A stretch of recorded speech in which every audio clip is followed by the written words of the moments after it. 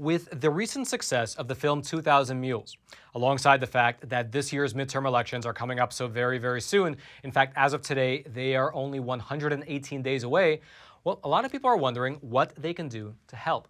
Because among other things, within the film, within 2000 Mules, which by the way has now been seen by well over 20 million people, there is video surveillance footage of people coming up to drop boxes and stuffing ballot after ballot after ballot into the slots, something which is not allowed in almost all states.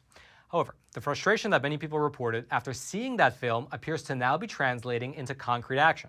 Specifically, a sheriff out in the great state of Arizona, Mr. Mark Lamb, he was so moved after seeing the film that he actually contacted the lead researchers, and together they launched a new project which will educate Americans about their local election laws, empower local sheriffs throughout the entire nation to both identify as well as to fight back against any potential fraud, and they're setting up a national election hotline so that if anyone in the country sees something happening in their local municipality that they know shouldn't be happening, well, they can just pick up the phone and call this one phone number in order to report it directly to their local sheriff's office.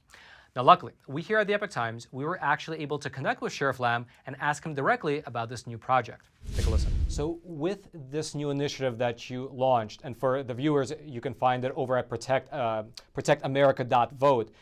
What is the goal of this particular initiative? What is the problem that you're trying to solve, and what would success look like? Well, I think there's a couple facets to it. I mean, look, we had some fraud going on in the last election. They have video proof. They've got cell phone proof that these folks were putting more ballots in the ballot box than they should have, which was legally and lawfully within their right. They were exceeding that. They were breaking the law. And where we can, we wanted to try to fight to hold those people accountable. But we also wanted to make sure that this doesn't happen again. Now, when you watch these videos, you can't tell who those people voted for. We have no idea whose vote was on that sheet. But what we do know is you put too many ballots in the box and you did it over and over and over again. And that is what True the Vote exposed, which you saw on 2000 Mules. So we wanted to be able to help some of those sheriffs in those areas where they did do that, where they did pull that data and where they do have the evidence of that, be able to help those sheriffs hold those people accountable, but also make sure that that doesn't happen again in any of our counties. And so we felt it was important on a couple levels to really get out there.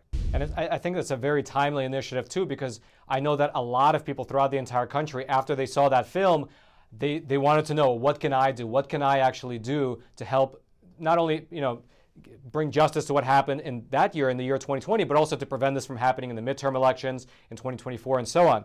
And so along that line, on the website, you actually published a 5-step action plan. And I wanted to go through those 5 steps together with you.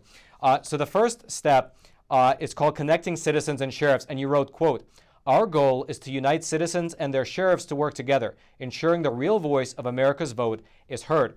And so along that line, what exactly does it mean to connect the citizens and the sheriffs, and what will that actually look like in practice? Yeah, a lot of people, like you said, you're getting questions. We're getting questions too, like, Sheriff, what can we do to protect the vote? We wanted people to be able to have access or be able to know where to go to find how they can get a hold of their sheriff, what they can do to make contact with them and let them know that they want to be part of the solution and not the problem. And so we thought it was important to be able to connect. A lot of people don't even know who their sheriffs are in a lot of these counties across the country. So we wanted to be able to facilitate that, really create that relationship between that sheriff and their community where it doesn't already exist. And even where it does exist, just foster a better relationship so that they can work together on securing our vote. So the second part in your action plan, which is called Empowering Sheriffs, you wrote this, quote, "We will provide local sheriffs with the training, resources, and tools to have real-time eyes on voting in their county." So what kind of specific tools are you going to be providing to the sheriffs across the entire country?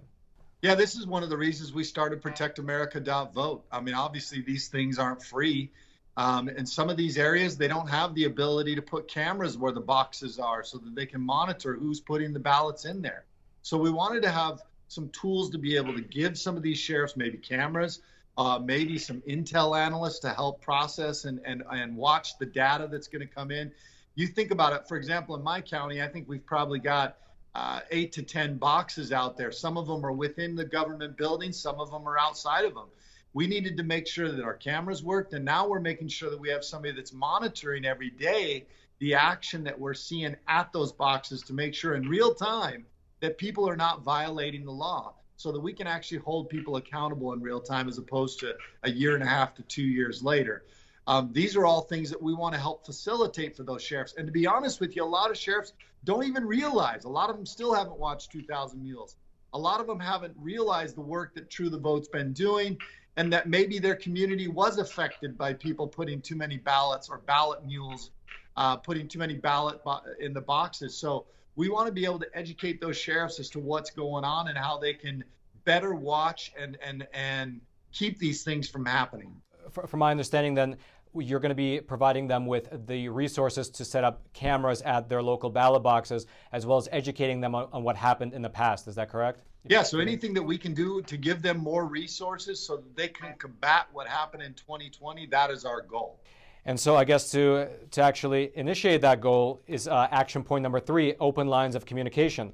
This is what you wrote there, quote, "We've set up a national election integrity voter hotline to help citizens in getting information and reporting problems, and it is supposed to go live on August the 1st of this year, which is about 2 weeks from now. So how is that coming along? Do you have enough people on staff to actually make it happen? It's coming along great. We're going to have enough people on staff to be able to process those calls. We anticipate there's probably going to be a lot of people calling. Not everybody knows even what county they live in or what number to call. So we wanted to make it as easy as possible for people to say, hey, look, I just saw this in Alabama. You know, I'm just using Alabama as an example, but we could go and we could funnel that information to the sheriff's office or the right authority within that state or county or city to be able to deal with this issue in real time. So we wanted to give the people a number they could call, make it easy as possible, someplace where they can report it, and we can address the issue.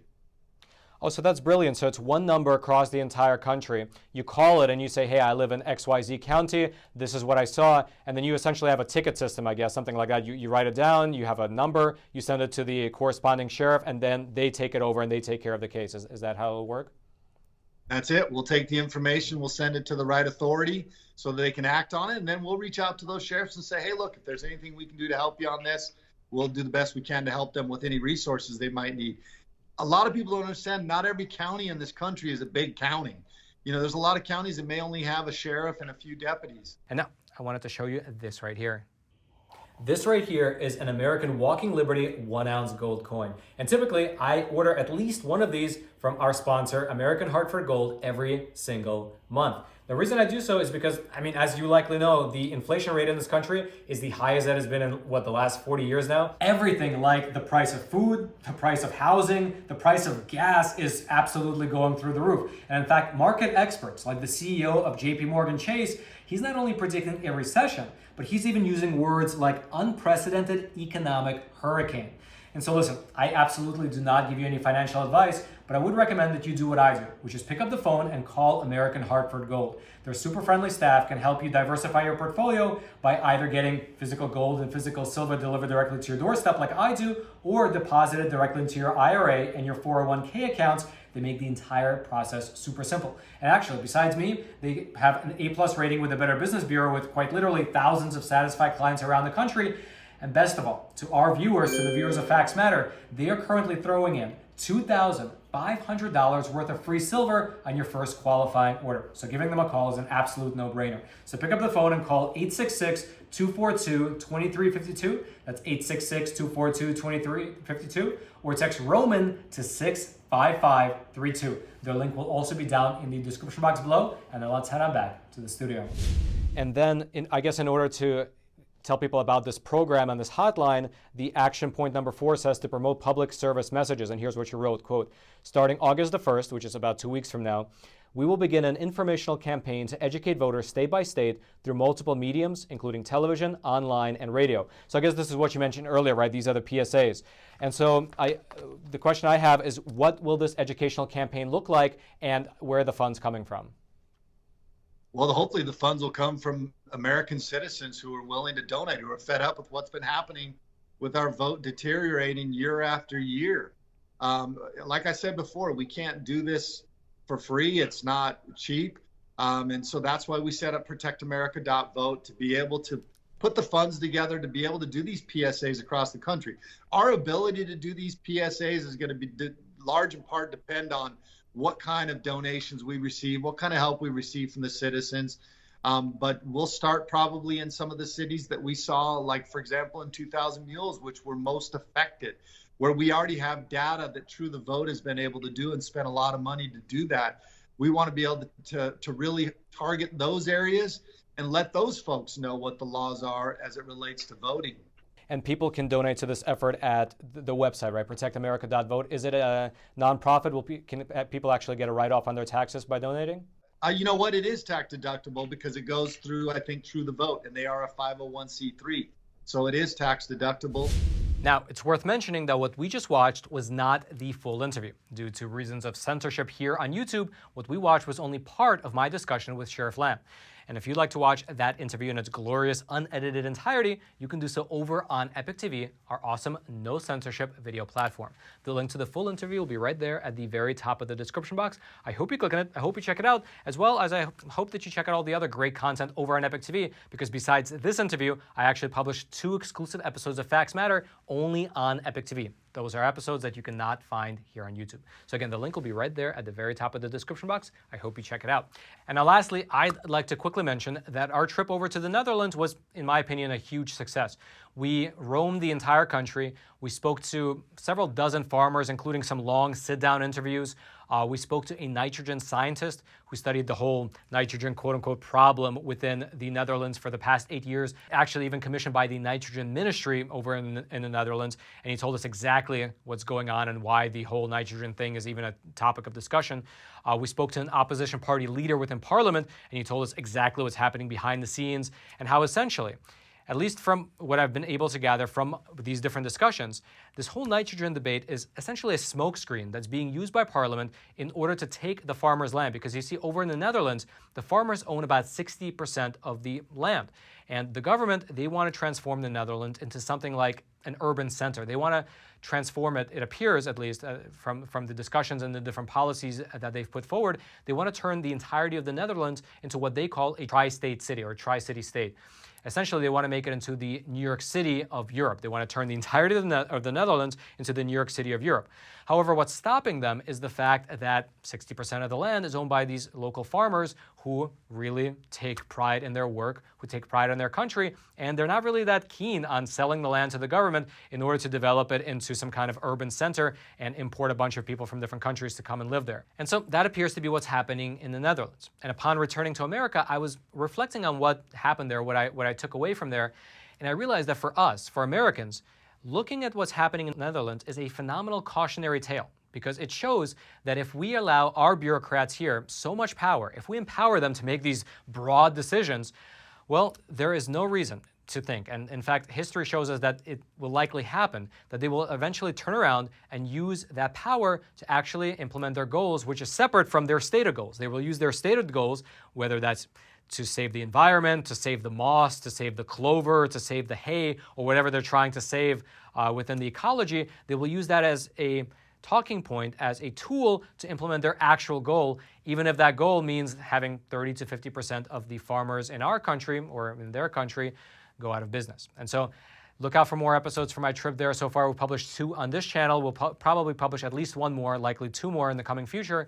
And I hope you do pay attention to what's happening in the Netherlands, because they are up a creek, you can say. But at the very same time, they are hopeful, and they are fighting back against what they're calling the Great Reset as it's manifesting in their country. And so look out for that in the near future. And until then, I'm your host, Roman from the Epic Times. Stay informed, and most importantly, stay free.